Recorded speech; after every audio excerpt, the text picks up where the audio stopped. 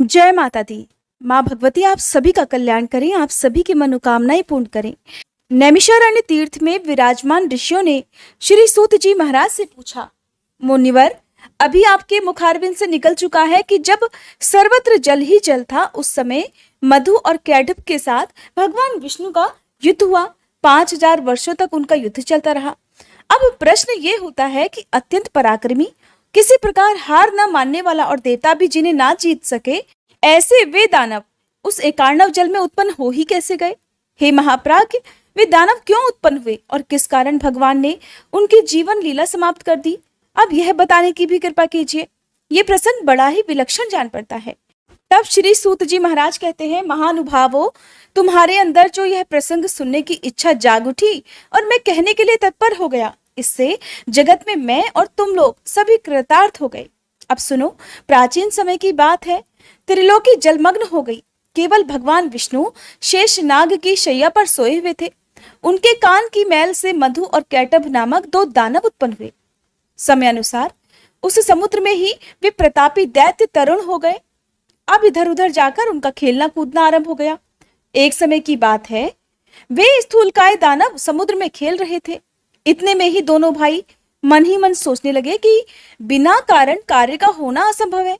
सब जगह तो यही नियम है, आधार के बिना आधेय किसी प्रकार ठहर नहीं सकता। हमें तो यही लगता है कि आधार ध्येय भाव सर्वथा सिद्ध है। अब ये अगाध जल किस पर ठहरा हुआ होगा जिस पर हम इतना सुख महसूस करते हैं? किसने इस जल की उत्पत्ति की और क्यों की? इस जल में हम कैसे आ गए, या फिर हम क्यों उत्पन्न हुए हैं? और हमारे जन्मदाता कौन है? अगर हमारे जन्मदाता हैं तो फिर हमारे जन्मदाता पिता कहाँ हैं? इसी तरह के बहुत सारे प्रश्न उन दोनों के मन में उत्पन्न हुए। फिर उन्होंने निश्चय ये किया कि अब हमें इस बात को भी अवश्य ही जान लेना चाहिए। सूत जी कहते हैं कि स्थिति जानने के लिए इस प्रकार का प्रयास करने पर भी मधु और कैटभ किसी निर्णय पर नहीं पहुंच सके। उस समय मधु अपने भाई कैटभ के पास ही उपस्थित था, तो वह उससे कहने लगा कि भैया मधु, इस जल में हमारी सत्ता कायम रखने वाली भगवती शक्ति है। उनमें अपार बल है और वे शक्ति कभी नष्ट नहीं होती, और मेरी समझ से तो वे ही इस कार्य के कारण हैं। और उन्होंने ही इस विस्तृत जल की रचना की है, और उन्हीं के आधार पर यह जल भी ठहरा हुआ है। वे ही परम आराध्या शक्ति हमारी उत्पत्ति का कारण होंगी। इस प्रकार वास्तविक रहस्य जानने के लिए मधु और कैटभ का मन बड़ा व्यस्त था। अभी बुद्धि किसी निर्णय तक उनकी पहुंची नहीं कि इतने में ही आकाश में गूंजता हुआ सुंदर बाग बीज सुनाई पड़ा। सुनकर वे दोनों उसका ही अभ्यास करने लगे। तब उस बाग बीज की आकृति आकाश में इस प्रकार चमक उठी मानो बिजली कौंध रही हो। फिर तो उन्होंने विचार किया कि यही मंत्र है और इसमें कुछ भी संदेह करने की बात नहीं। जब उन दोनों ने ध्यान लगाया तो उसी सगुण मंत्र की झांकी भी उपलब्ध हो गई। अब तो वे उसी मंत्र का ध्यान और जप करने में लग गए। उन दोनों ने अन्न जल त्याग दिया, मन और इंद्रियों पर विजय प्राप्त कर ली। इस प्रकार उन दोनों ने ही 1000 वर्षों तक बड़ी कठिन तपस्या की। फिर तो वह परम आराध्या शक्ति मधु और कैटभ पर प्रसन्न हो गई। माँ तो माँ होती है, जो भी उनकी भक्ति करता है या फिर जो भी उन्हें प्रसन्न करने के लिए कठिन तपस्या करता है, वो उसकी सभी इच्छाएं तो पूर्ण करती ही है। तो इस प्रकार जब देवी प्रसन्न हो गई, तब वे जिस स्थान पर निश्चिंत होकर तप कर रहे थे, उनकी स्थिति देखकर शक्ति का मन कृपा से ओतप्रोत हो गया। फिर आकाशवाणी होने लगी कि दैत्यो, तुम्हारी तपस्या से मैं प्रसन्न हूँ। स्वेच्छा अनुसार वर मांगो, मैं उसे पूर्ण अवश्य ही करूंगी।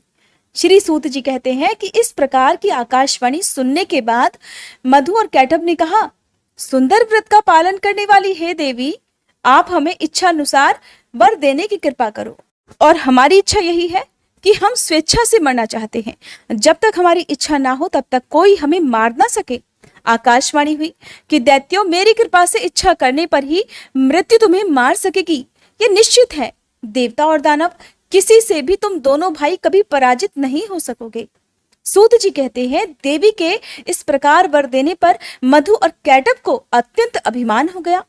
अब वे समुद्र में जलचर जीवों के साथ क्रीड़ा करने लगे। मुनिवरों, कुछ समय के बाद एक दिन अनायास ही प्रजापति ब्रह्मा जी पर उनकी दृष्टि पड़ गई। उस समय ब्रह्मा जी कमल के आसन पर विराजमान थे। मधु और कैटभ में अपार बल था। ब्रह्मा जी को देखकर उन्हें बड़ा हर्ष हुआ। उन्हीं के साथ युद्ध करने की इच्छा प्रकट करते हुए अब वे देखिए ब्रह्मा जी से कह रहे हैं कि सुव्रत, तुम हमारे साथ युद्ध करो। अगर लड़ना नहीं चाहते तो इसी क्षण जहां इच्छा हो वहां चले जाओ, क्योंकि जब तुम्हारे अंदर शक्ति ही नहीं, तब इस उत्तम आसन पर बैठने का तुम्हारा अधिकार भी कहाँ है। मधु और कैटभ की ये बात सुनकर अब तो ब्रह्मा जी को बड़ी चिंता हुई। उनका तो सारा समय तपस्या में ही बीता था। इसलिए अत्यंत शूरवीर मधु और कैटभ को अपने सामने देखकर उन्होंने सोचा कि अब मैं क्या करूं। उनके मन में बड़ी चिंताएं उठने लगी और वे स्वयं तो किसी निश्चय पर पहुंच नहीं सके। सूत जी कहते हैं कि मधु और कैटभ बड़े बलवान थे। उन्हें देखकर ब्रह्मा जी कोई उपाय सोचने लगे। सभी शास्त्रों के तो वो पूर्ण जानकार थे ही। युद्ध संबंधी साम दाम दंड और भेद आदि अनेकों उपाय उनके सामने आए। सोचने लगे कि इन राक्षसों में वास्तविक कितना बल है ये तो मैं बिल्कुल नहीं जानता। शत्रु का बल जाने बिना युद्ध में प्रवृत्त हो जाना बिल्कुल ठीक नहीं समझा जाता। और ये बड़े काम की बात है जो यहाँ पर इस समय ब्रह्मा जी बता रहे हैं। ये तो दुष्ट है और बड़े अभिमानी है।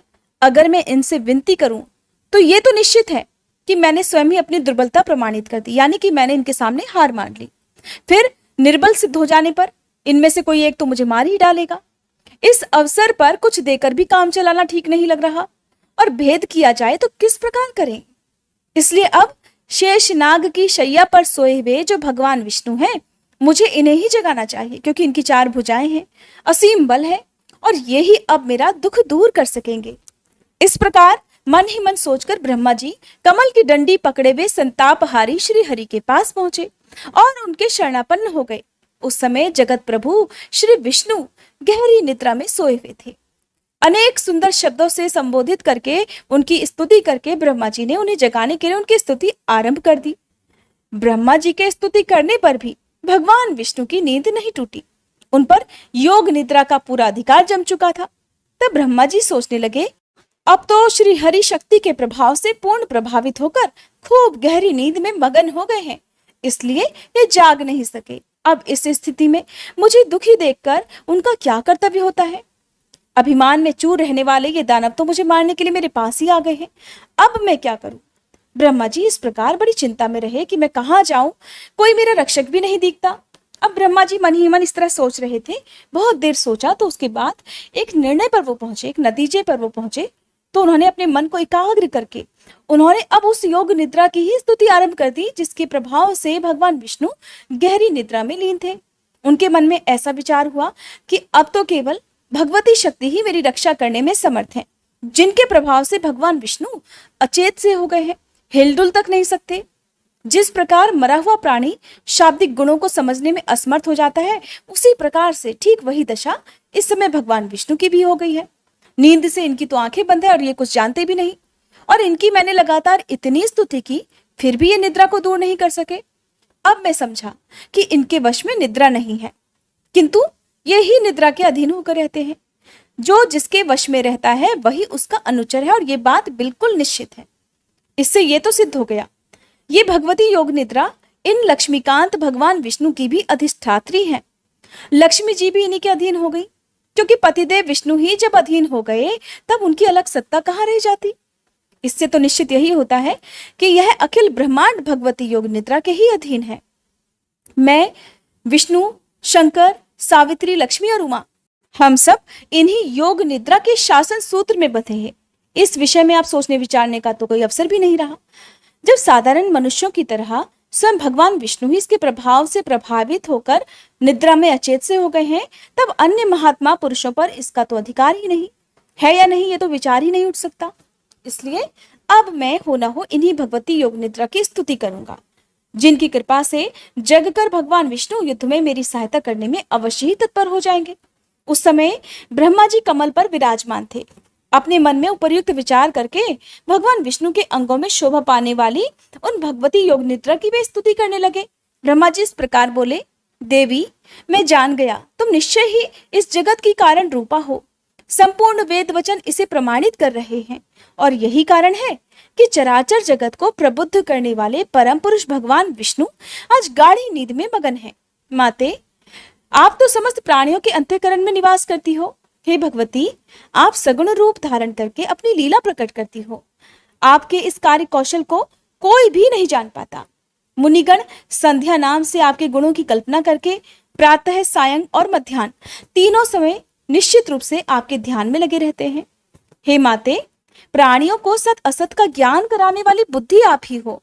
देवी देवता जिससे निरंतर सुख का अनुभव करते रहते हैं, वह भी तुम्हारा ही रूप है।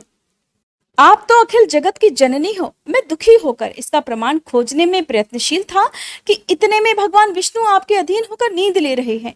यही मुझे प्रत्यक्ष प्रमाण मिल गया। इससे अधिक अब सैकड़ों प्रमाणों की आवश्यकता भी नहीं है। देवी वेदज्ञ पुरुष भी आपको नहीं जान पाते। देवी यज्ञ में हवन करते समय भी वेदज्ञ पुरुष आपके स्वाहा इस नाम का उच्चारण करते हैं। अगर वे स्वाहा ना कहें तो देवता लोग यज्ञ भाग से ही वंचित रह जाएं। इससे देवताओं को वृत्ति देने वाली तुम्हारी ही सिद्धि हुई। देवी तुम पहले भी मेरी रक्षा कर चुकी हो, और वैसे ही अब इस जगत में इस देव शत्रु कैटब से भी मुझे बचाओ। मैं मधु और कैटब को अत्यंत भयंकर देखकर भयभीत होकर इस समय आपकी शरण में आया हूँ। हे महानुभावे, इस समय भगवान विष्णु तो मेरे दुख को नहीं जानते, ऐसा मुझे अब समझ आ रहा है, क्योंकि वे तो आपकी माया से अचेत होकर जड़वत पड़े हुए हैं। ऐसी स्थिति में अब या तो आप भगवान विष्णु पर से अपना प्रभाव खींच लीजिए, या फिर इन दानवराज मधु और कैटब का स्वयं संहार कर दीजिए। इन दोनों में से आपकी जो रुचि हो वही कीजिए। भगवती लक्ष्मी जी भी आपके अधीन है, इसलिए वे भी अपने पतिदेव श्री हरि को नहीं जगा सकी। जान पड़ता है कि उन्हें भी आपके प्रभाव से अकस्मात ही नींद आ गई, जिससे वे परवश की भांति सो गई है, जगती ही नहीं। देवी आप संपूर्ण जगत की माता हो, सभी के मनोरथ पूर्ण करना तो आपका स्वभाव है। जो लोग अन्य देवताओं की उपासना छोड़कर आपके परायण होकर चरण कमलों में उत्तम भक्ति स्थापित करते हैं, वे बड़भागी जन इस धरातल पर धन्य हैं। भगवती घी, कांति, कीर्ति आदि मंगलमय वृत्तियां आपके गुण हैं। आप तो दिव्य स्वरूपिणी हो। आपकी शक्ति जो निद्रा है, उसके अधीन होकर वे विष्णु बंदी की तरह असमर्थ से हो गए हैं। आप ही भगवती शक्ति हो। अखिल जगत में आपका ही प्रभाव व्याप्त है। हे माते, आप ही ने युग के आरंभ में विष्णु जी को जगत का पालन करने के लिए उत्तम शक्ति प्रदान की, तब वे समस्त संसार की रक्षा करने में सफल भी हुए। किंतु आज देखिए, वे पराधीन से पड़े हैं। ये निश्चय है कि आपकी जो इच्छा होती है आप वही करती हैं। भगवती, मुझे उत्पन्न कर अगर मेरी स्थिति कायम रखना चाहती हो तो मौन भाव का परित्याग करके अब दया करने की कृपा करो। ये दानव काल स्वरूप है, तो आपने इन्हें बनाया ही क्यों है? अथवा मेरा उपहास करने की इच्छा से ही आपने इन्हें प्रकट कर दिया? भवानी, मैंने तो आपकी अद्भुत चेष्टा जान ली।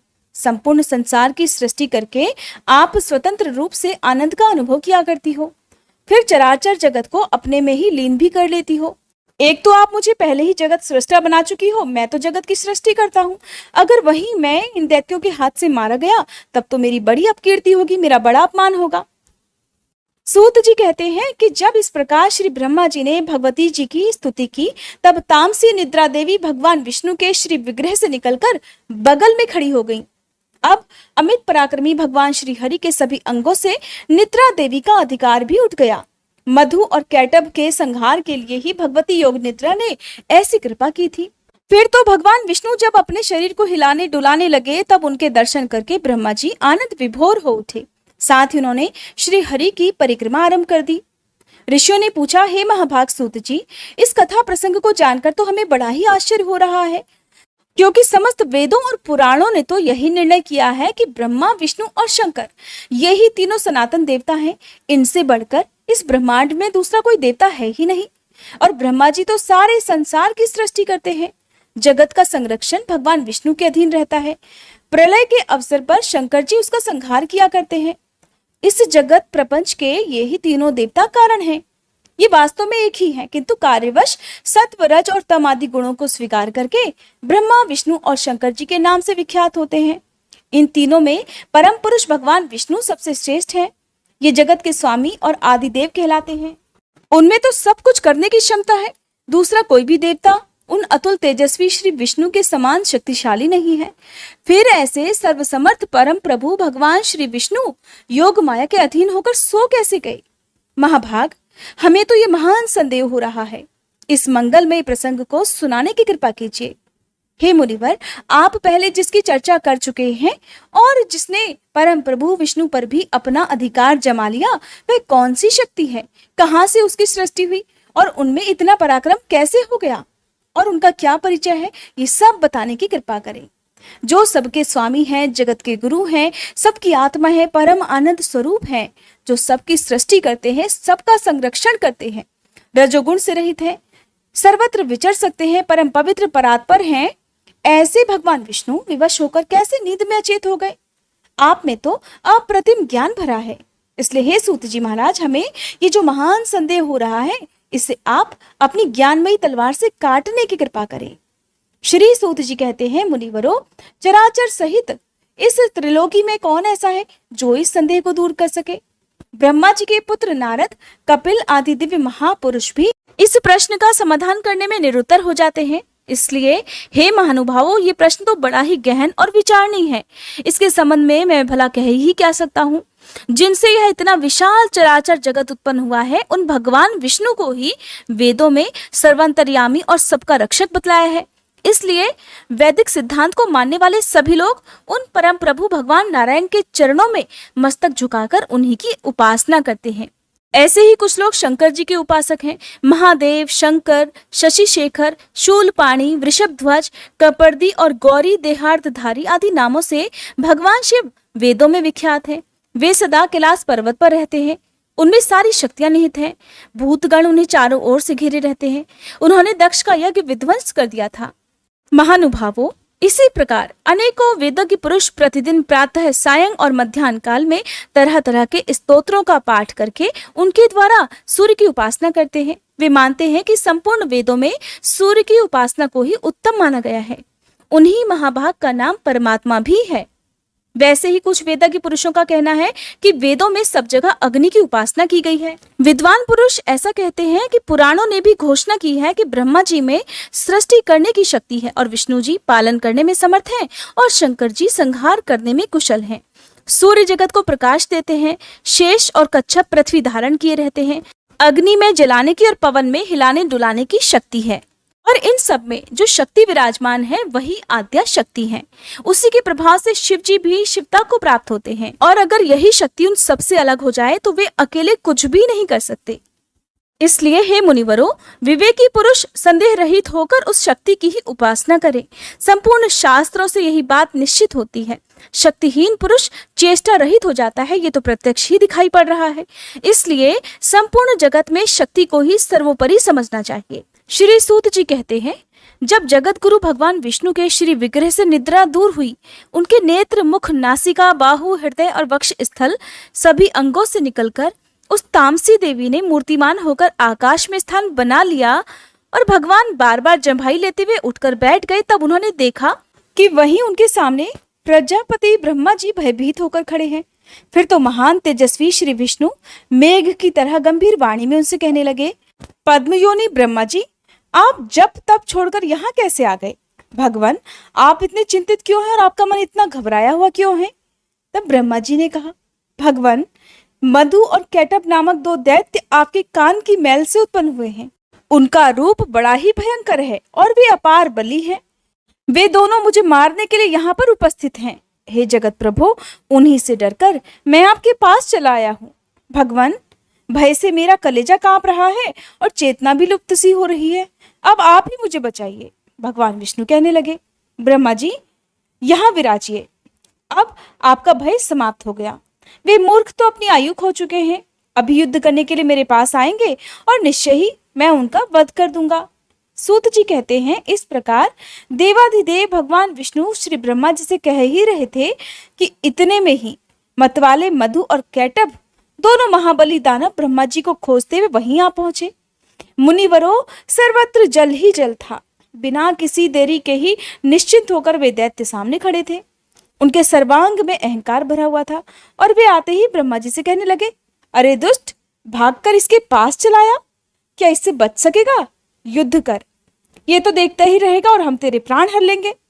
इसके बाद सर्प के फन पर बैठने वाले हम इसे भी मार डालेंगे, किंतु पहले अभी तू लड़ ले, या लड़ना नहीं चाहता तो मैं तुम्हारा दास हूं, ऐसा कह दे। श्री सूत जी कहते हैं, मधु और कैटभ की ये बात सुनकर भगवान विष्णु उनसे कहने लगे, दानव श्रेष्ठ, तुम इच्छा अनुसार मुझसे युद्ध कर लो। महाभाग, तुम बड़े बली हो और तुम्हें बहुत अभिमान भी हो गया है। अगर युद्ध करने की इच्छा है तो आ जाओ, आज मैं तुम्हारा अभिमान चूर चूर कर दूंगा। सूत जी कहते हैं, भगवान विष्णु के वचन सुनकर मधु और कैटब की आंखें क्रोध से लाल हो उठी। वे बिना किसी सहारे के जल में ही खड़े हुए थे, फिर भी श्रीहरि से युद्ध करने के लिए तैयार हो गए। मधु क्रोधित होकर तुरंत ही भगवान से युद्ध करने के लिए आगे आ गया था।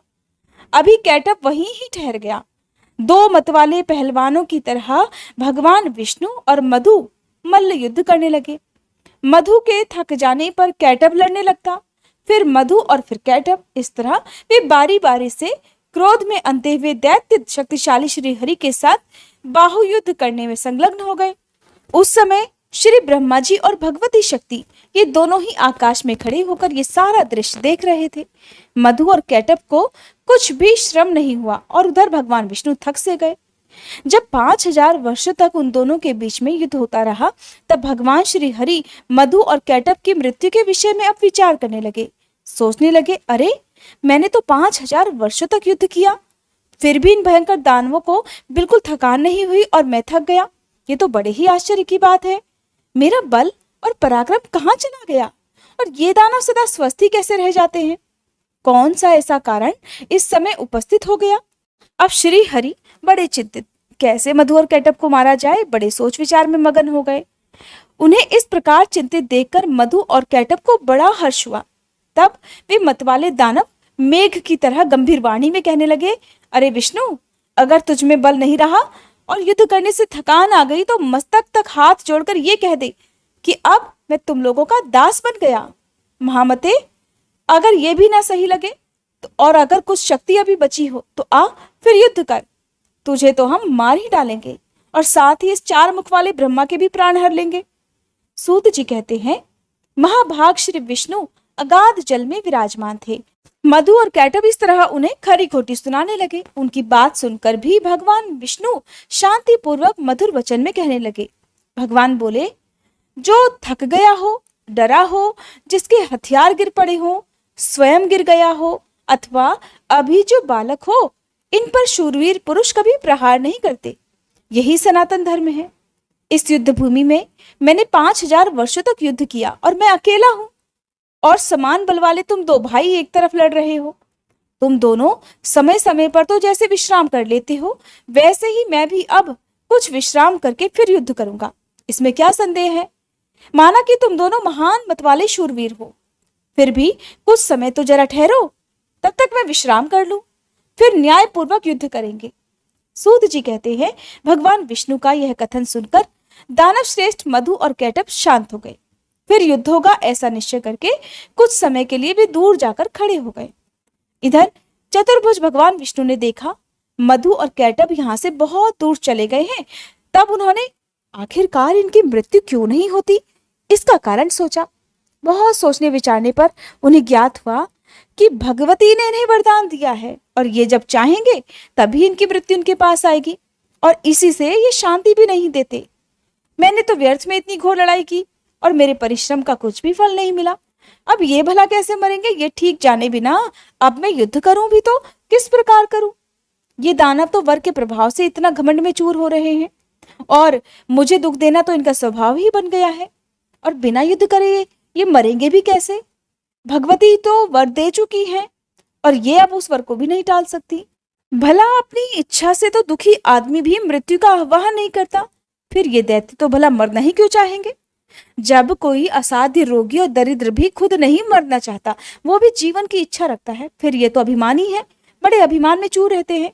ये भला अपनी मृत्यु क्यों चाहने लगे? अतः मैं अब सभी मनोरथ पूर्ण करने वाली उन विद्यामयी शक्ति की शरण में चलूं, क्योंकि अब उनके प्रसन्न हुए बिना कोई कार्य सिद्ध ही नहीं हो सकता। इधर भगवान विष्णु ये सोच रहे थे, इतने में ही मन को मुग्ध करने वाली भगवती योग निद्रा के उन्हें दर्शन हुए। उस समय वे कल्याणमयी देवी आकाश में विराजमान थी। आनंदमय भगवान श्री हरि को ज्ञान तो था ही। उन्होंने बड़े ही रहस्यपूर्ण शब्दों में मधु और कैटब का संहार होने के लिए भगवती भुवनेश्वरी की स्तुति प्रारंभ कर दी। भगवान विष्णु के स्तुति करने पर देवी मुस्कुराकर कहने लगी, हे श्री हरि, आप तो देवताओं के स्वामी हो। हे हरे, अब पुनः युद्ध करने में तत्पर हो जाओ। अब ये दोनों शूरवीर दानव ठक्कर मारे जा सकेंगे। मेरी वक्र दृष्टि से अवश्य ही अब ये मुंह में पड़ जाएंगे। नारायण, मेरी माया से मोहित हो जाने पर आप शीघ्र ही इन्हें मार डालना। सूत जी कहते हैं, भगवती की प्रेम रस से सनी हुई वाणी सुनकर भगवान विष्णु युद्ध भूमि में आकर फिर से खड़े हो गए। वे महाबली दानव तो बड़े ही विचारशील थे। अब युद्ध की इच्छा से वे भी सामने उपस्थित हो गए। भगवान विष्णु को सामने देखकर उन्हें बड़ा हर्ष हुआ। बोले, चार भुजा वाले विष्णु, ठहरो ठहरो और युद्ध करो। तुम्हें लड़ने की इच्छा है तो है। अब हार और जीत में प्रारब्ध प्रबल होता है, ये निश्चय जानकर अब तो तुम्हें युद्ध में लग ही जाना चाहिए। बलवान तो सदा विजयी होता है, किंतु कभी कभी भाग्यवश दुर्बल भी विजय पा लेता है। इसलिए महात्मा पुरुष को यह चाहिए कि किसी भी परिस्थिति में हर्ष या फिर शोक न करे। मैं सदा से दानवों का शत्रु हूं। प्राचीन समय में बहुत से दैत्य मुझसे पराजित हुए हैं, ये जानकर हर्ष और इस समय इन मधु और कैटभ से मैं हार गया। ये शोक करना तुम्हारे लिए अनुचित है। मधु और कैटभ इस प्रकार फिर से श्री हरि पर कटाक्ष छोड़ रहे हैं। जब वे इस तरह खरी खोटी सुना रहे थे तो इस प्रकार कहकर महाबाहु मधु और कैटभ उनसे युद्ध के लिए मैदान में डट गए। उन्हें देखकर भगवान विष्णु ने बड़े विचित्र ढंग से उन्हें एक घूंसा मारा। बलाभिमानी उन दैत्यों ने भी भगवान पर घूंसों से चोट पहुंचाई। यों परस्पर घोर युद्ध होने लगा। लड़ते लड़ते उन अपार बलशाली दानवों को देखकर भगवान श्री हरि ने कातर भाव से अब भगवती की ओर दृष्टि फेरी। उन्होंने बड़ी करुणा से भगवती की ओर देखा कि देवी अब तो मदद करो। श्री सूत जी कहते हैं, उस समय भगवान करुणा रस से भीग से गए थे। उन्हें देखकर भगवती ने अट्टहास किया। उनकी आंखें लाल हो गई थी। साथ ही उन्होंने कामदेव के बाणों की तुलना करने वाले अपने कटाक्ष भरे नेत्रों से उन दैत्यों को आहत कर दिया। भगवती मुस्कुराती हुई तिरछी नजरों से उन दैत्यों की ओर देख रही थी। उनके उस अवलोकन में प्रेम और मोह भरे थे। फिर तो भगवती की तिरछी चितवन को देखकर दुरात्मा मधु और कैटभ तुरंत ही मोहित हो गए। मदन शरों से उनका मन व्यथित हो गया। ये कैसा मनोहर अद्भुत दृश्य सामने आ गया। ऐसा मानते हुए वे दोनों अपनी विस्तृत छटा दिखाने वाली देवी की ओर देखते ही रह गए। भगवान विष्णु तो काम साधने में सतर्क थे ही। वे देवी के अभिप्राय को देखकर समझ गए कि अब समय आ गया है और ये दैत्य मोहित हो चुके हैं। फिर तो हंसकर मेघ की तरह गंभीर वाणी में उन्होंने मधुर शब्दों में कहा, वीर, तुम्हें जो इच्छा हो वर मांग लो। मैं तुम्हारे युद्ध कौशल से अत्यंत प्रसन्न होकर अवश्य ही वर देने को तत्पर हूं। प्राचीन समय में युद्ध करने वाले बहुतेरे दानव मेरे सामने आए, किंतु मैंने तुम्हारे समान ना तो किसी को देखा और न सुना ही। तुम तो बड़े ही अनुपम और बलवान हो, इसलिए मैं तुमसे बहुत प्रसन्न हूं। अपार बलशाली दानवों, अब तुम दोनों भाइयों की इच्छा मैं अवश्य ही पूर्ण करूंगा। श्री सूत जी कहते हैं, उस समय मधु और कैटभ काम से आतुर थे। उन्हें तो अपने बल का अभिमान था ही। अब जगत को आह्लादित करने वाली भगवती महामाया सामने विराजमान थी। भगवान विष्णु का वचन सुनकर भी दानवों की आंखें देवी की ओर ही लगी रहीं। अभिमानी वो दैत्य अब भगवान श्रीहरि से कहने लगे, विष्णु, हम मांगने नहीं आए हैं, तुम हमें भला क्या दे सकोगे? देवेश, तुम्हें तो हम ही देने को तैयार हैं। हम याचक नहीं, हम तो उदार दाता हैं। ऋषिकेश, तुम्हें जिस वर की इच्छा हो हमसे प्रार्थना करो। वासुदेव, तुम्हारे इस अद्भुत युद्ध से हम बड़े प्रसन्न हैं। मधु और कैटभ की बात सुनकर भगवान विष्णु ने कहा, अगर तुम लोग अब मुझ पर प्रसन्न हो और वर देना ही चाहते हो तो बस अब आप दोनों मेरे हाथों से मौत स्वीकार कर लो। सूत जी कहते हैं, भगवान विष्णु की इस बात को सुनकर मधु और कैटभ महान आश्चर्य में पड़ गए। वे तो अब हम ठगे गए कहकर खड़े हो गए। उनके मुख पर अब शोक की घटा गिराई। चारों ओर जल भरा था और कहीं पर भी प्राकृतिक भूमि नहीं दिख रही। अब वे मन में विचार कर भगवान श्री हरि से कहने लगे, जनार्दन, तुम तो देवताओं के स्वामी हो। तुमने भी पहले वर देने की बात कही। तुम कभी झूठ नहीं बोलते, इसलिए अब तुम हमें वर दो और अपना संकल्प निभाओ। माधव, हमारा वर यही है कि जल शून्य विस्तार वाले स्थान पर, अर्थात जिस जगह पर जल ना हो उस जगह पर हमारा वध करो। हमने तुमसे मृत्यु स्वीकार कर ली, किंतु तुम भी वचन का पालन करो। तब भगवान विष्णु ने सुदर्शन चक्र को याद किया। साथ ही वे हंसकर कहने लगे, महाभाग, जल शून्य विस्तृत स्थान पर ही तुम्हें मार रहा हूं। ऐसा कहकर देवाधिदेव भगवान विष्णु ने अपनी विशाल जांघें फैलाकर जल में ही खड़े होकर जल रहित स्थान मधु और कैटब को दिखा दिया। साथ ही कहा, इस स्थान पर जल नहीं भरा है, अब तुम अपना मस्तक दे दो। आज से मैं सत्यवादी रहूंगा और तुम भी सत्यवादी रहोगे। भगवान का ये कथन सुनकर उसकी सत्यता पर वे विचार करते रहे। इसके बाद अपने 4000 कोस वाले विशाल शरीर को उन्होंने स्वयं मृत्यु के मुख में डाल दिया। उस समय भगवान ने अपनी जंघाएं सटा ली। ये देखकर मधु और कैटब को बड़ा आश्चर्य हुआ। उन विचित्र जांघों पर मस्तक रखने के लिए भगवान ने दैत्यों से कहा और उन्होंने मस्तक रख दिए। तब भगवान विष्णु ने उनके मस्तकों को अपने सुदर्शन चक्र से काट डाला। फिर मधु और कैटब के प्राण पखेरु उड़ गए। उस समय सारा समुद्र उन दैत्यों के रक्त से और मज्जा से व्याप्त हो गया। मुनीश्वरों, तभी से पृथ्वी का नाम मेदिनी भी पड़ गया। इसीलिए मिट्टी खाना निषेध माना जाता है। हे मुनिवरों, आप लोगों ने जो पूछा था वह सारा प्रसंग भलीभांति विचार कर मैं कह चुका। इसलिए अब विज्ञ पुरुषों को ये उचित है कि वे विद्या स्वरूपिणी महामाया की ही सदा आराधना करें। सभी देवता और दानव भी उस परम शक्ति की ही उपासना करते हैं। त्रिलोकी में भगवती से बढ़कर कोई भी देवी देवता नहीं, ये बात सत्य है। वेद और शास्त्र इसके प्रमाण हैं। इसलिए वे चाहे निर्गुण हो अथवा सगुण हो, उन पराशक्ति की ही उपासना करनी चाहिए। ऋषिगण बोले, सूत जी, आप पहले कह चुके हैं कि व्यास जी बड़े तपस्वी थे। उन्होंने संपूर्ण पावन पुराणों की रचना करके शुकदेव जी को पढ़ा दिया। किस प्रकार की तपस्या करने के प्रभाव से उन्हें शुकदेव जी पुत्र रूप में प्राप्त हुए थे, इस विषय में व्यास जी के मुखारविंद से आपने जो कुछ सुना है वह सब वृतांत विस्तार पूर्वक कहने की कृपा कीजिए। तब श्री सूत जी कहने लगे, शुकदेव जी उच्च कोटि के साक्षात योगी थे। सत्यवती नंदन व्यास जी से जैसे उनका जन्म हुआ वो कहता हूँ, ध्यान पूर्वक सुनो। एक समय की बात है, महाभाग व्यास जी मुझे पुत्र हो ये निश्चित विचार करके मेरुगिरी के रमणीय शिखर पर गए और उन्होंने वहां जाकर कठिन तपस्या आरंभ कर दी। उनके मन में बार बार ये विचार उठता था कि शक्ति की उपासना अवश्य होनी चाहिए।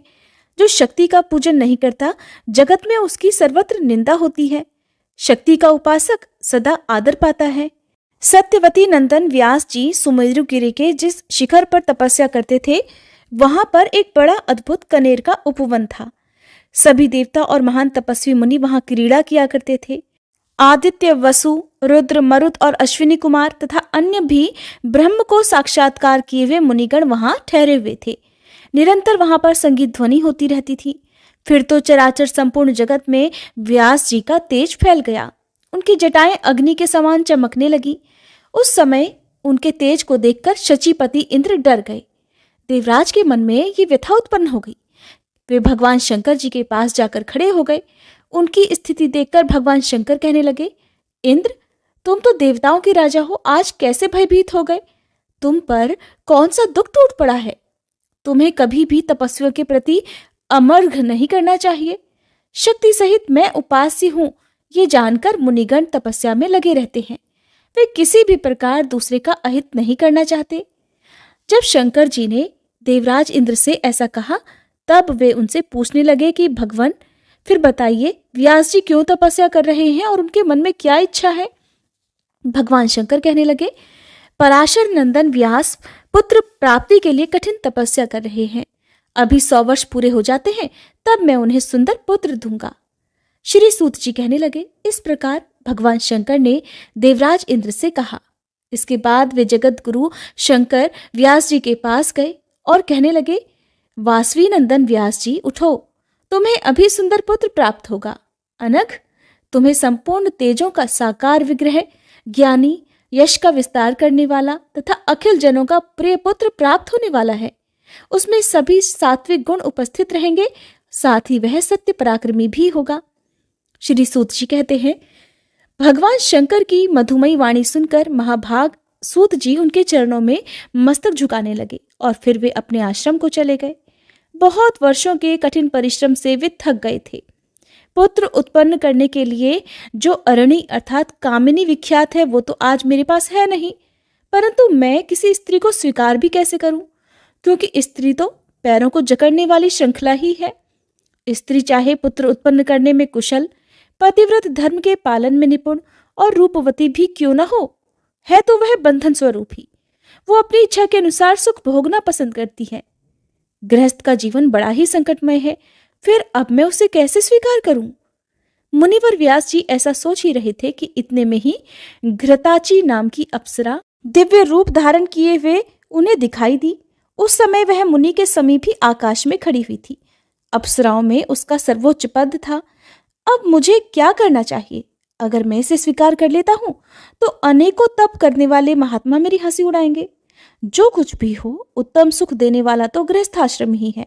कहा जाता है ये आश्रम पुत्र देता है, स्वर्ग पहुंचाता है और ज्ञान हो जाने पर मोक्ष भी दे देता है। बहुत पहले नारद जी से मैं एक प्रसंग सुन चुका हूँ। उर्वशी नाम की अप्सरा थी। राजा पुरुरवा उसके वश में हो गए थे। अंत में उस अप्सरा ने राजा का तिरस्कार कर दिया था। मुनियों के पूछने पर सूत जी कहने लगे, मुनिवरों, इला के गर्भ से पुरुरवा की उत्पत्ति हुई थी। ये प्रसंग अब तुम्हें सुनाता हूँ। पुरुरवा यज्ञ और दान में लीन रहने वाले एक धार्मिक पुरुष हुए हैं। सुद्युम्न नाम के एक राजा थे। उनके मुख से कभी असत्य वाणी नहीं निकलती थी। इंद्रियों पर उनका अधिकार था। एक बार वे घोड़े पर सवार होकर शिकार खेलने के लिए जंगल में गए। साथ में बहुत से मंत्री भी थे। आजगव नामक धनुष और बाणों से भरा हुआ अद्भुत तरकस उन्होंने ले रखा था। शिकार करते हुए वे राजा सुद्युम्न एक विचित्र वन में जा पहुंचे। वह दिव्य वन मेरुगिरी के निचले भाग में था। पारिजात के वृक्षों से उसकी अनुपम शोभा हो रही थी। अशोक, वकुल और सुंदर लताओं से वह महक रहा था। साखू, तरकुल, तमाल, चंपा, कटहल, आम, नीम, महुआ और वासंती लताएं चारों ओर से उस वन को घेरे हुए थी। अनार, नारियल और केले के वृक्ष उसकी शोभा बढ़ा रहे थे। जूही, मालती और कुई आदि फूल वाली लताओं से वह भरा हुआ था। अनेकों हंस और बगुले वहां विचर रहे थे। निरंतर बांसों की ध्वनि होती रहती थी। भंवरे गुनगुनाते रहते थे। वह वन हर प्रकार से सुखदायी था। राजा सुद्युम्न उस वन को देखकर बड़े प्रसन्न हुए। वृक्ष फूलों से लदे हुए थे और कोयलें कूक रही थी। ये देखकर राजा और उनके सेवकों के मन मुग्ध हो गए। फिर तो महाराज सुद्युम्न उस वन में जा घुसे। जाते ही उनका रूप स्त्री का हो गया और उनका घोड़ा भी घोड़ी के रूप में बदल गया। अब तो वे घोर चिंता में पड़ गए कि ये क्या हो गया। बहुत चिंतित हो उठे। बार बार चिंता की लहरें उठने लगी। उन्हें असीम कष्ट हुआ। वे लज्जित हो गए। सोचने लगे कि मेरी आकृति तो स्त्री की हो गई, अब मैं क्या करूं? कैसे घर जाऊं? अब मैं किस प्रकार राज्य का शासन करूंगा? अरे, ये मुझे किसने ठग लिया? ऋषिगण बोले, हे सूत जी, आपने तो बड़े ही आश्चर्य की बात कही कि राजा सुद्युम्न स्त्री हो गए। उनमें तो देवताओं के समान पराक्रम था, फिर क्यों उन्हें स्त्री हो जाना पड़ा? उस अत्यंत रमणीय वन में राजा ने ऐसा कौन सा कार्य कर दिया जिसके फलस्वरूप उन्हें ये दशा प्राप्त हुई? हे सुवृत, इसे विस्तार पूर्वक कहने की कृपा कीजिए।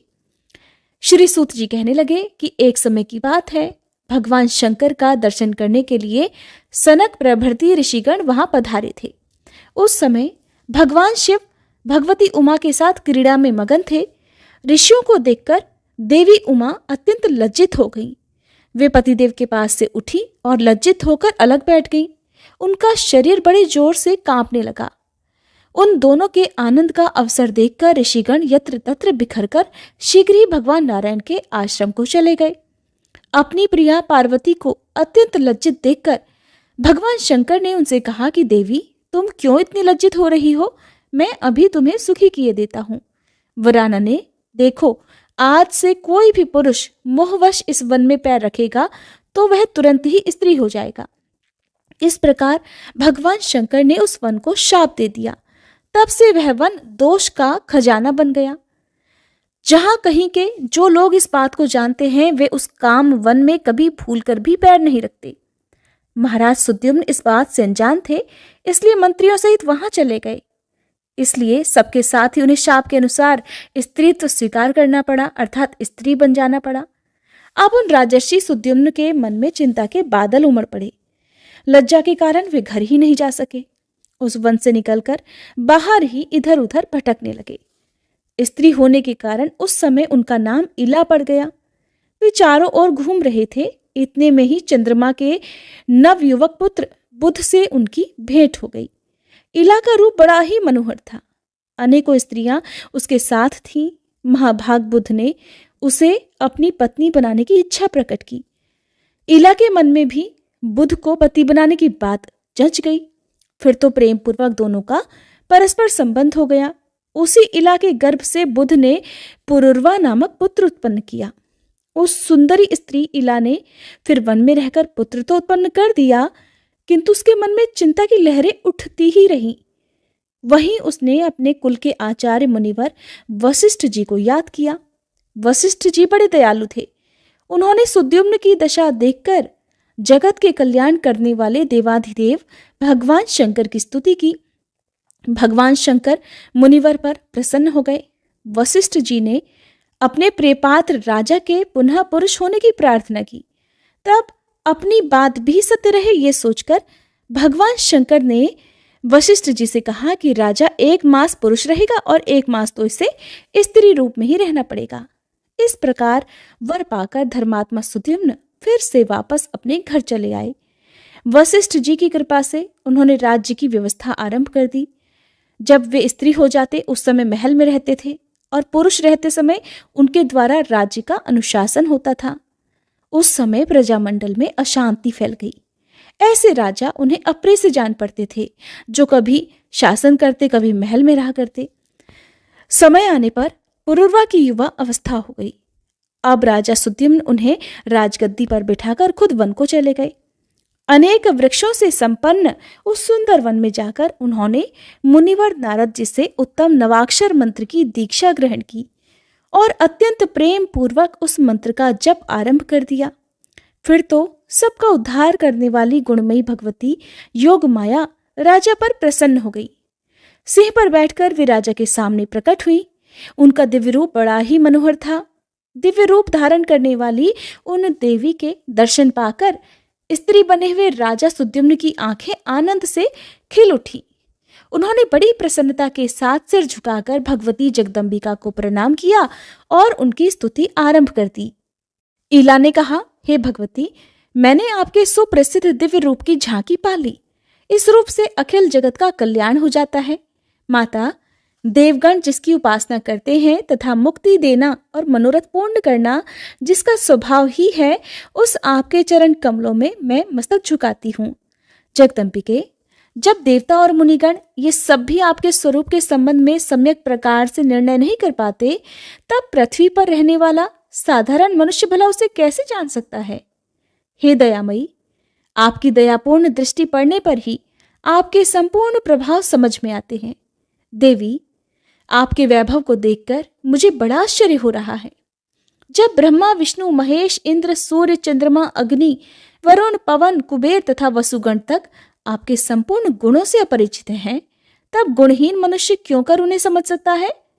माते, भगवान विष्णु महान तेजस्वी हैं, तब भी संपूर्ण संपत्ति प्रदान करने वाला लक्ष्मी जी के रूप में आपका जो सात्विक स्वरूप है उसे ही वे जानते हैं। ब्रह्मा जी आपके राजस रूप से और शंकर जी तामस रूप से परिचित हैं। कहाँ तो मैं प्रचंड मूर्ख और कहाँ आपका ये अद्भुत प्रभावशाली परम प्रसाद मेरे लिए ये कितना असंभव है। हे भवानी, आपका कृपापूर्ण चरित्र समझ में आ गया। अनन्य भक्ति से उपासना करने वाले सेवकों पर दया करना आपका स्वभाव ही है। जब आपने लक्ष्मी रूप से विराजमान होकर इनसे संबंध स्थापित किया, तभी से ये श्री विष्णु मधु दैत्य को मारने में समर्थ हुए। फिर भी ये प्रसन्नता पूर्वक आपसे व्यवहार नहीं कर पाते, अपितु चरण दबवाते हैं। इसका रहस्य तो ये है कि आपका हाथ अग्नि के समान तेजस्वी है। उससे स्पर्श कराकर वे अपने पैरों को पवित्र बनवाते हैं ताकि पृथ्वी का भार संभाल सके। पुराण पुरुष भगवान श्री विष्णु की छाती में भृगु जी ने लात मारी, किंतु आप श्री देवी की अभिलाषा से वे अप्रसन्न नहीं हुए। जैसे काटे जाने पर अशोक वृक्ष भविष्य में अच्छा सज जाने की आशा से अप्रसन्न नहीं होता, सभी देवता भगवान विष्णु को प्रणाम करते हैं और उन श्री हरि का मन आप में लगा रहता है। देवी, आप भगवान विष्णु के अत्यंत विस्तृत, शांत और भूषणों से भूषित वक्ष स्थल पर शैया की तरह सदा उसी प्रकार विराजमान रहती हैं जैसे बिजली मेघमाला में शोभा पाती है। तो फिर क्या वे जगत प्रभु श्री विष्णु आपके वाहन नहीं हुए। माते, अगर आप नाराज होकर उन्हें छोड़ दें तो निश्चित है कि उनकी पूजा असंभव हो जाएगी। प्रत्यक्ष देखा जाता है कि कोई पुरुष शांत, सुशील और गुणी भले ही हो, किंतु उसके पास आपका अर्थात शक्ति का वास न हो तो अपने कहलाने वाले भाई बंधु भी उसे छोड़ देते हैं। अमित प्रभावशालिनी देवी सदा आपके चरण कमलों की उपासना में उद्यत रहने वाले जो ब्रह्मादि देवता हैं, क्या वे कभी स्त्री नहीं थे? मैं तो मानती हूं कि वे भी स्त्री थे और आपने ही इन्हें पुरुष बनाया है। माते, मैं आपकी शक्तियों का कहाँ तक और कितना वर्णन करूं? जब आप पुरुष को स्त्री और स्त्री को पुरुष बनाने की शक्ति रखती हो, तब मुझे भी पुरुष बना देने की कृपा कर दो। तब देवी ने प्रसन्न होकर इला को पुरुष बना दिया। इसके बाद सुद्युम्न ने कहा, देवी, मेरे मन में तो ऐसी कल्पना उठती है कि आप न स्त्री हो न पुरुष हो, न निर्गुण हो न ही सगुण, अथवा आप जो कोई भी हो, मैं भक्ति भाव के साथ अनवरत आपको प्रणाम करता हूँ। माता, यही अभिलाषा है कि आपके प्रति मेरी ये भक्ति सदा बनी रहे। श्री सूत जी कहते हैं, इस प्रकार स्तुति करके राजा सुद्युम्न भगवती के शरणागत हो गए। भगवती ने बहुत प्रसन्न होकर उन्हें अपने धाम में भेज दिया। इस प्रकार भगवती जगदम्बिका के कृपा प्रसाद से राजा उस परम पद के अधिकारी हो गए जहां से फिर वापस लौटना नहीं होता, और देवता लोग भी जिस पद के लिए हमेशा लालयित रहते हैं। सुद्युम्न के स्वर्ग सिधारने पर पुरुरवा राज्य करने लगे। वे महान गुणी और प्रजा की प्रसन्नता में सदा प्रयत्नशील रहने वाले थे। प्रतिष्ठानपुर बड़ा ही रमणीय नगर था, उसी में उनकी राजधानी थी। प्रजा की रक्षा में सदा संलग्न रहने वाले तथा संपूर्ण धर्मों के ज्ञाता पुरुरवा के हाथ में अब शासन सूत्र आ गया। वे अमित उद्यमशील थे, प्रभु शक्ति तो उनमें थी ही। साम, दाम, दंड, भेद सब उनके अधीन रहते थे। उनके राज्यकाल में सभी वर्ण अपने अपने आश्रम धर्म का पालन किया करते थे। महाराज पुरुरवा ने तरह तरह के यज्ञ किए जिनमें प्रचुर दक्षिणाएं बांटी गईं। उनके रूप, गुण, वैभव, सदाचार, स्वभाव और शक्ति की बात सुनकर उर्वशी उन पर आसक्त हो गई। उसने राजा पुरुरवा को अपना पति बनाना चाहा। वह अप्सरा ब्रह्मा जी के शाप से मर्त्यलोक में आई हुई थी। राजा पुरुरवा को गुणी समझकर उन्हें उसने वरण किया, पर उसने राजा के सामने ये शर्त रख दी कि राजन, तुम्हारे पास ये 2 मेढ़े रहते हैं, इनकी तुम्हें रक्षा करनी होगी। मैं हर दिन घी खाऊंगी, इसके सिवा मेरा दूसरा कोई भी भोजन नहीं होगा। महाराज, मैथुन के अतिरिक्त मैं तुम्हें कभी नग्न नहीं देख सकूंगी। राजन, अगर ये शर्त कभी भंग हुई तो मैं तुम्हें छोड़कर चली जाऊंगी, और मैं ये बात बिल्कुल सत्य कहती हूँ। राजा ने अप्सरा उर्वशी की बात स्वीकार कर ली। तब शाप से उद्धार पाने के लिए वह प्रतिज्ञा पूर्वक वहां रहने लगी। उस समय राजा की बुद्धि और मन का एकमात्र विषय उर्वशी ही बन गई थी। वे उस पर इतने आसक्त हो गए थे कि उसके बिना क्षण भर भी रहना उनके लिए असंभव हो गया। इस प्रकार कई वर्ष बीत गए। देवराज इंद्र स्वर्ग में थे, उन्होंने उर्वशी को वहां नहीं देखा। तब वे गंधर्वों से कहने लगे कि गंधर्वों, तुम सब लोग उर्वशी को यहाँ लाने का प्रयास करो। राजा पुरुरवा की आंखों से ओझल करके उनके घर से मेढ़ों को चुरा लिया जाए तो निश्चय ही काम बन जाएगा, और यहाँ मेरा स्थान उर्वशी के बिना उदास हो गया है, इसकी शोभा ही नष्ट हो गई है। इसलिए जिस किसी उपाय से भी हो सके उस सुंदरी अप्सरा को यहाँ अवश्य ही लौटा लाओ। इसके बाद देवराज इंद्र के कहे अनुसार विश्वावसु प्रभृति अनेकों गंधर्व पुरुरवा के महल में गए। खूब अंधेरा वहां पर छाया हुआ था। गंधर्वों ने अवसर पाकर मेढ़ों को चुरा लिया। वे जब उन्हें लेकर आकाश मार्ग से चले तब मेढ़े चिल्लाने लगे। उर्वशी उन मेढ़ों को पुत्र के समान मानती थी। उनकी चिल्लाहट सुनकर वह क्रोधित हो गई। साथ ही उसने राजा से कहा कि इन मेढ़ों को सुरक्षित रखने की तुमने तो प्रतिज्ञा की थी, किंतु राजन, आज तुम्हारे विश्वास में आकर मैं नष्ट हो गई। ये मेढ़े मुझे अपने पुत्र के समान ही प्यारे थे, इन्हें चोरों ने चुरा लिया, और अब तुम स्त्री के समान आंखें मूंदे पड़े हो। तुम नपुंसक हो, केवल अपने मन में ही वीर बने रहते हो, और तुम जैसे पति के साथ रहकर मैं तो चौपट हो गई। अरे, ये दोनों मेढ़े मुझे प्राणों के समान प्रिय थे, किंतु आज ये मेरी आंखों से ओझल हो गए। इस प्रकार उर्वशी विलाप करने लगी। उसे उदास देखकर अपनी सुध-बुध खोए हुए राजा पुरुरवा निर्वस्त्र ही नंगे पैर चोरों के पीछे दौड़ पड़े। ठीक उसी समय राजभवन के सामने ही गंधर्वों की प्रेरणा से बिजली चमक उठी। राजा जाने की उतावली में थे और अप्सरा ने उन्हें निर्वस्त्र ही देख लिया। फिर तो सभी गंधर्व रास्ते में ही मेढ़ों को छोड़कर भाग गए। राजा ने उन मेढ़ों को पकड़ लिया और वे थके मांदे अपने भवन पर लौट आए। उस समय उन्हें उर्वशी दिखाई नहीं पड़ी। तब पुरुरवा अत्यंत दुखी होकर विलाप करने लगे, परंतु वह सुंदरी स्त्री उर्वशी तो पति को नग्न देखकर कभी की जा चुकी थी। अब स्वयं राजा पुरुरवा रोते हुए देश देशांतर में चक्कर काटने लगे। उनका मन उर्वशी में अटका हुआ था। उनकी पागलों की सी दशा हो गई थी। वे सारी धरती पर घूमते रहे। उन्हें कुरुक्षेत्र में उर्वशा दिखाई पड़ी। उसे देखकर महाराज पुरुरवा का सर्वांग पुलकित हो गया।